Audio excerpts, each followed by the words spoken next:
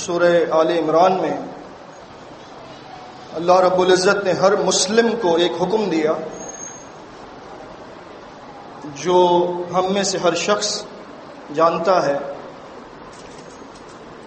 یا ایھا الذین آمنوا اتقوا اللہ حق تقاتہ ولا تموتن الا وانتم مسلمون. اے ایمان والو، اللہ سے ڈرو جیسے کہ اس سے ڈرنے کا حق ہے، اور اس بات کا خیال رکھنا کہ تمہیں ہرگز موت نہ آئے مگر اس حالت میں کہ تم مسلم ہو.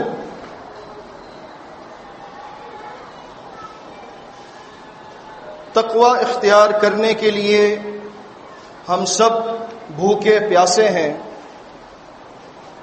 اپنے نفس کو اس کی جائز ضروریات سے روک کر اس بات کا احساس اس کے اندر پیدا کر رہے ہیں کہ جس رب کے حکم پر تیری جائز خواہشات کو ترک کیا جا سکتا ہے تو اس رب کے حکم پر یقیناً تیری ناجائز خواہشات پر عمل نہیں کیا جا سکتا. یہ تقوی کا حق ہے. محض بھوکا پیاسا رہنا اور کچھ گھنٹوں کے بعد ان بندشوں کو توڑ کر دوبارہ وہی عمل کرنے لگنا کہ جو کچھ عرصہ پہلے ہی ترک کیا، یہ تقوی نہیں ہے اور اس روزے سے تقوی حاصل نہیں ہو رہا. دوسری بات اس آیت کے آخر میں کہ تمہیں ہرگز موت نہ آئے مگر اس حالت میں کہ تم مسلم ہو. موت کا علم کہ ہماری موت کب آنے والی ہے یہ ہمیں نہیں ہے. موت کا علم کہ کس کی موت کب آئے گی یہ صرف اللہ جانتا ہے.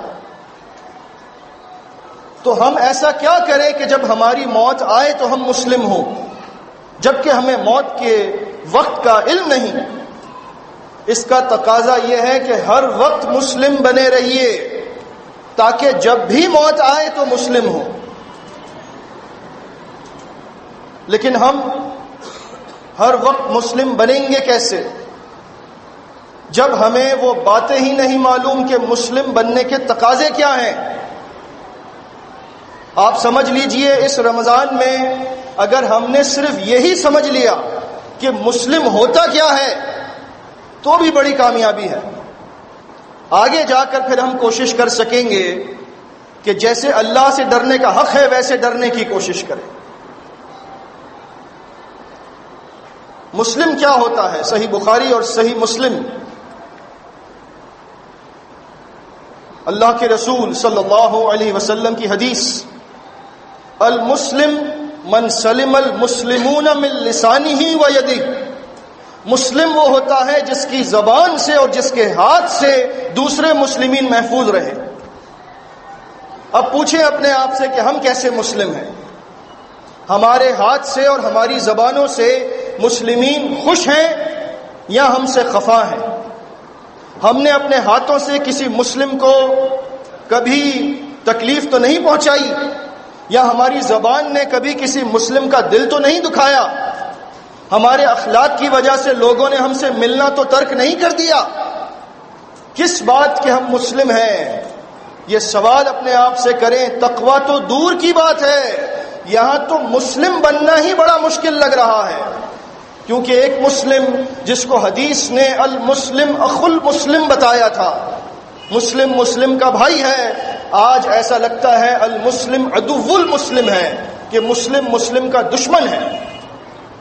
یہ کیسا اسلام ہے؟ اور جب مسلم ایسا بنے کہ جو اپنے نام کا ہی پاس نہ رکھ سکے تو تقوی کہاں سے آئے گا اور تقوی کا حق کیسے ادا ہوگا؟ کیا فائدہ روزے کا اور کیا فائدہ تراویح کا؟ اس لیے پہلے تو ہم مسلم بننے کی کوشش کریں. نام کی حد تک تو مسلم بننا بہت آسان ہے. نام کی حد تک تو مسلم بننے کے لیے سب تیار ہو جاتے ہیں، لیکن اس حدیث کی روح سے، صرف ایک حدیث کی روح سے مسلم بن کر دکھائیے. یہ بہت بڑی بات ہے. آپ کے ہاتھ اور آپ کی زبان اتنے محفوظ، اتنے محتاط ہوں کہ کسی کو تکلیف نہ دی جائے، تب امید کی جا سکتی ہے کہ ہم اللہ کی نظر میں مسلم بن جائیں گے. روزہ ہمیں یہی بات سکھاتا ہے.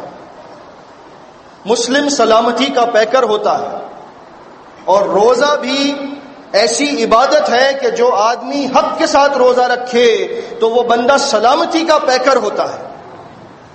اسی لیے اللہ کے رسول صلی اللہ علیہ وسلم کا فرمان ابو ہریرہ رضی اللہ تعالیٰ عنہ سے مروی، صحیح بخاری کتاب الصوم اور صحیح مسلم کتاب الصیام، اذا کان یوم صوم احدکم فلا یرفث ولا یسخب ولا یجہل، جب تم میں سے کسی شخص کے روزے کا دن ہو تو وہ روزے کی حالت میں نہ چیخے نہ چلائے، نہ کوئی بے حیائی کا کام کرے، نہ کوئی بے حیائی کی بات کرے، نہ کوئی جہالت کا کام کرے.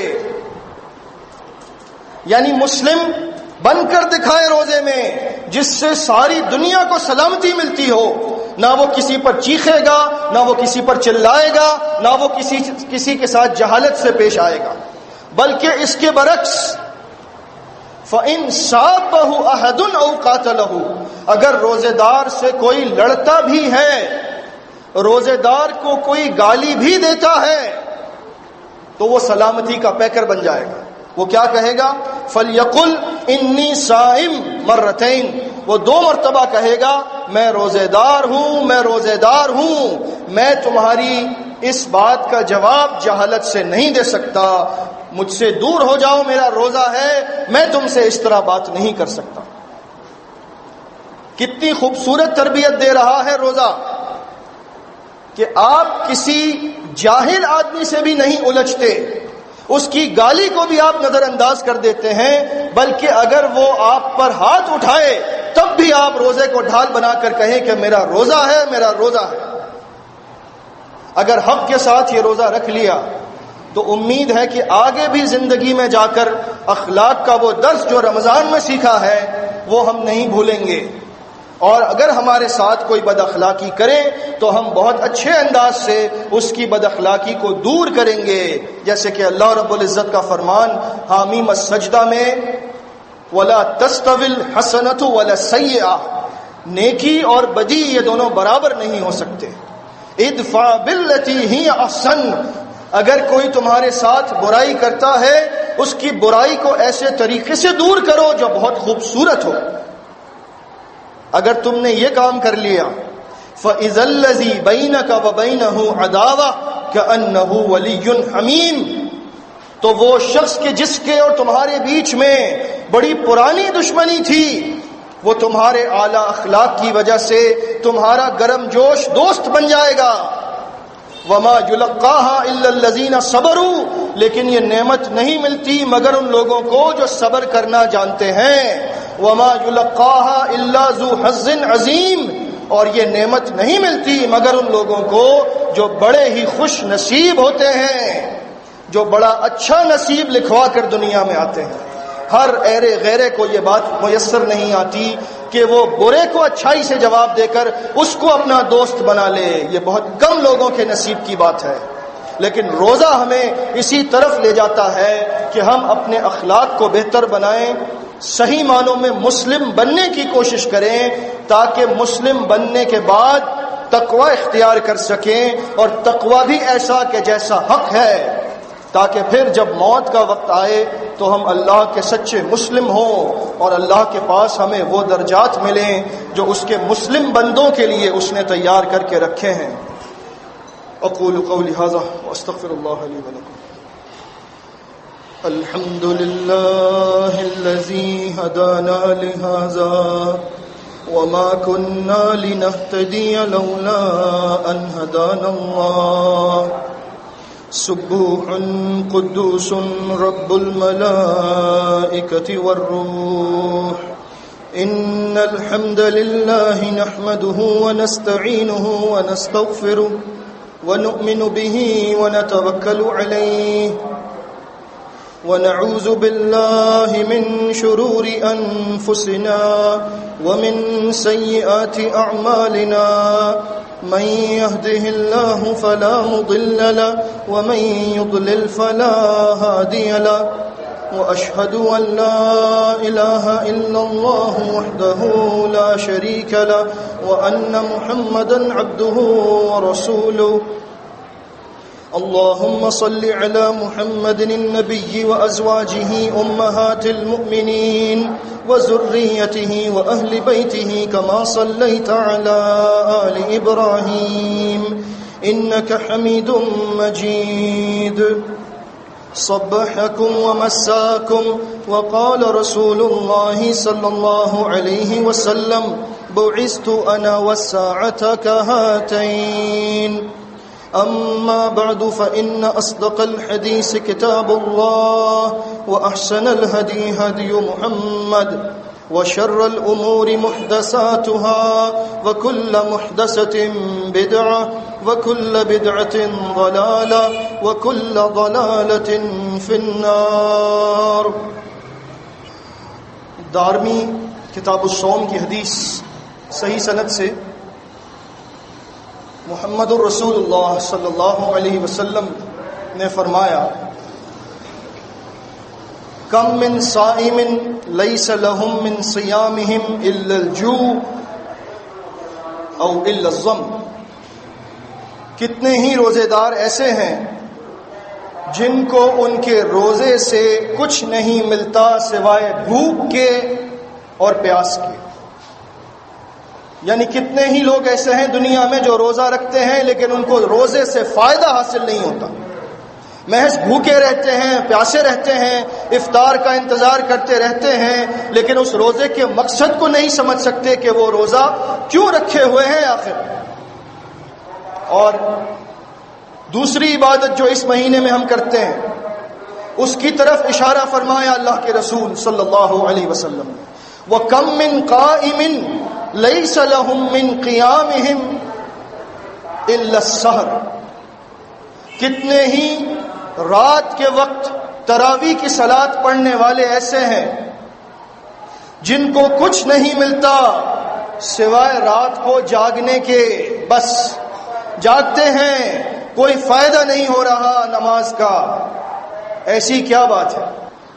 کہیں انہی لوگوں میں شمار نہ ہو جائے جن کا ذکر سورہ غاشیہ میں ملتا ہے. عاملۃ ناصبہ تصلی نارا حامیہ تسقی من عین آنیہ لیس لهم من طعام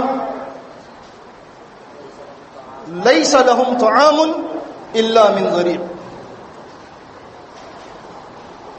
کہ کتنے ہی لوگ ایسے ہیں جو سختی سے عمل کرتے ہیں، سختی سے عمل کرتے ہیں، لیکن عمل کے باوجود دہکتی ہوئی آگ میں داخل کر دیے جائیں گے اور وہاں پر ان کو آنیہ کے چشمے کا پانی پلایا جائے گا.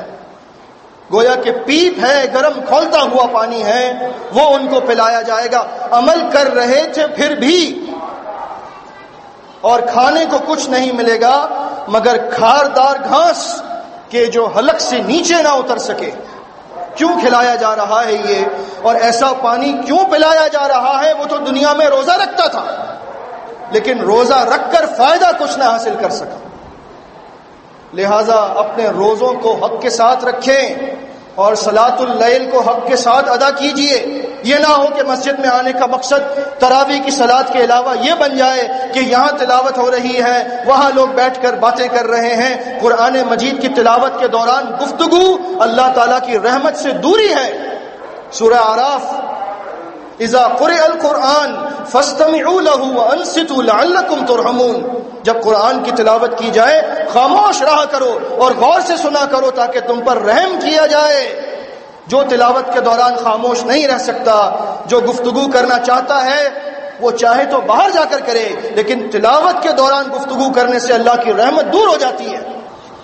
اور گفتگو بھی کیسی؟ آپس کی غیبتیں، مسلمین کے بارے میں باتیں جو ان کی عزت کے بارے میں ہوتی ہیں، ان کی عزت کو پامال کرنے کے سلسلے میں اتنی قبیح گفتگو ہوتی ہے مسجد میں بیٹھ کر قرآن کی تلاوت کے دوران. کیا فائدہ ایسی تراویح کے لیے مسجد میں آنے کا؟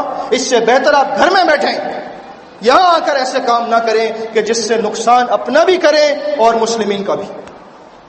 آئیے، بالکل آئیے صلاۃ التراویح کے لیے، لیکن آنے کا مقصد سمجھ کر آئیے. روزہ رکھیے، بالکل رکھیے، لیکن ایسا رکھیے جیسا اللہ نے بتایا ہے سورہ بقرہ وَأَن تَصُومُوا خَيْرٌ لَكُمْ إِن كُنتُمْ تَعْلَمُونَ. جب روزہ فرض نہیں ہوا تھا، یعنی ہر ایک پر فرض نہیں تھا، جو مالدار تھے وہ فدیہ دے کر رخصت لے لیا کرتے تھے، ان مالداروں سے بھی اللہ نے کہا اگر تم روزہ رکھ لو تو یہی تمہارے لیے بہتر ہے اگر تم سمجھ لو. یعنی روزہ رکھنا اللہ کی نظر میں بہت بہتر ہے. اگرچہ آدمی مالدار تھا لیکن اس سے بھی کہا کہ روزہ رکھ لے، تیرے لیے بہتر ہے یہ صدقے سے. روزے میں ایسی کیا باتیں پنہا ہیں جو اللہ کو اتنی پسند ہیں؟ کچھ باتیں ہماری ناقص عقل میں آتی ہیں. مثلا روزہ صبر کی ایسی تعلیم دیتا ہے کہ جس کی مثال نہیں ملتی.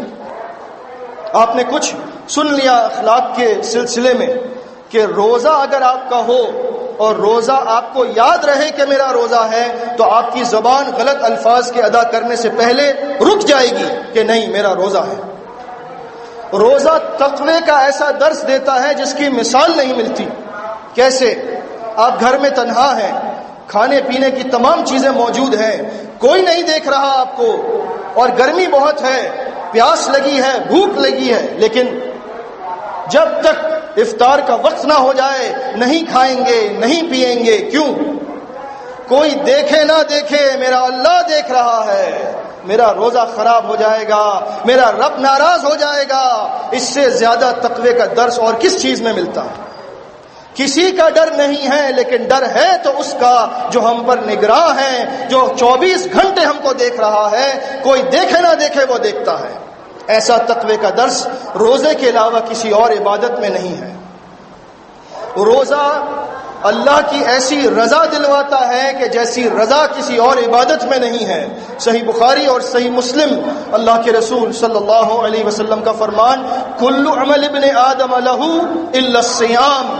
آدم کے بیٹے کا ہر عمل اس کے اپنے لیے ہے لیکن روزہ میرے لیے ہے. فَإِنَّهُ لِي وَأَنَا أَجْزِي بِهِ. روزہ میرے لیے ہے، اس کا اجر میں ہی دوں گا. عجیب بات ہے، ہر عمل اللہ کے لیے ہے، ہر عمل کا بدلہ اللہ ہی دے گا، لیکن روزے میں ایسی کیا بات ہے کہ جو اللہ نے یہاں پر اس کو مخصوص کر دیا؟ وہ بات کیا ہے؟ کل حسنۃ بعشر امثالها الى 700 ضعف. ہر نیکی کا بدلہ بتا دیا گیا ہے، 10 سے لے کر 700 گنا تک ملنے والا ہے. لیکن روزہ وہ عبادت ہے جس کا اجر بتایا نہیں گیا. للصائم فرحتان. روزے دار کے لیے 2 خوشیاں ہیں، یفرحهما. ان دونوں سے وہ بہت خوش ہوتا ہے. اذا افطر فرح بفطره. جب وہ افطار کرتا ہے تو افطار کے وقت اس کو خوشی ملتی ہے. اس خوشی میں وہ دعا پڑھتا ہے. ابو داؤد کتاب الصوم وسندہ صحیح. ذهب الظمأ وابتلت العروق وثبت الاجر انشاءاللہ. یہ افطار کے وقت کی دعا ہے. یہی دعا صحیح سند سے ثابت ہے جو دعا بتائی جاتی ہے، اللہم انی لک صمت وبک آمنت وعلیک توکلت وعلی رزقک افطرت. ایسے الفاظ کسی گھڑی ہوئی حدیث میں بھی نہیں دکھا سکتے لوگ، لیکن پڑھتے ہیں. روزے کی نیت وبصوم غد نویت من شہر رمضان کسی حدیث میں نہیں ہے، لیکن پڑھتے ہیں. جماعت المسلمین ایسے تمام اعمال سے بیزار ہے جن کا ثبوت سنت نبوی سے نہیں ملتا. ہم یہ دعا پڑھ کر روزہ افطار کرتے ہیں، پیاس چلی گئی، رگیں تر ہو گئیں، اور اگر اللہ نے چاہا تو اجر ثابت ہو گیا. لیکن اجر ہے کتنا یہ کب معلوم ہوگا؟ وَإِذَا لَقِيَ رَبَّهُ فَرِحَ بِصَوْمِهِ. جب وہ اپنے رب کے پاس جائے گا، جب رب اس کو سیدھے ہاتھ میں نامہ اعمال دے گا، اور جب وہ دیکھے گا کہ میرے ایک روزے پر اتنا بدلہ مل رہا ہے، تو وہ اس روزے پر خوش ہوگا کہ وہ بھوک اور پیاس میرے کام آ گئی، وہ روزے کا صبر میرے کام آ گیا، میں کامیاب ہو گیا. لیکن کس کے لیے؟ جس کو روزہ بھوک اور پیاس سے بڑھ کر تقوی کی تعلیم دے، جس کو روزہ بھوک اور پیاس سے بڑھ کر صبر کی تعلیم دے، جس کو روزہ مسلم بنا دے، اور مسلم ایسا جیسا مسلم بننے کا حق ہے، تاکہ جب اس کی موت آئے تب بھی وہ اللہ کا مسلم ہو. اللہ رب العزت ہمیں بھرپور طریقے سے اس مہینے میں عبادات بجا لانے کی توفیق عطا فرمائے، اور ان تمام کو اللہ قبول فرما لے. اقول قولی ھذا واستغفر اللہ لی ولکم.